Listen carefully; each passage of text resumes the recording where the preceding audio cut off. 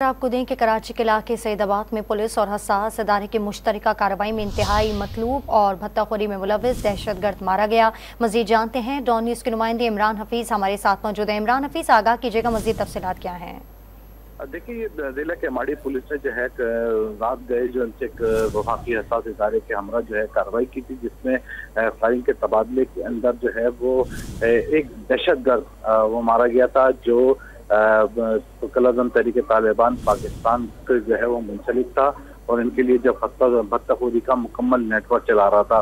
हसास इदारे की जानिब से जो है वो इसकी मौजूदगी की इत्तला जो है वो सईदाबाद के इलाके में दी गई थी, जहाँ पर उन्होंने कार्रवाई की थी।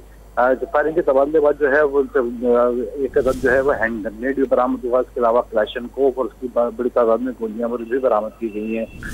मुलजिम की जो है वो अफगानिस्तान से जो है वो बाकायदा तौर पर तरबियत हासिल कर रही थी और अहम कमांडर भी था यहाँ पर, जो कलाजम तहरीक तालिबान जो चला रहा था। जी, तफसील हमें अपडेट कर रहे थे इमरान हफीज़, आपका बहुत शुक्रिया।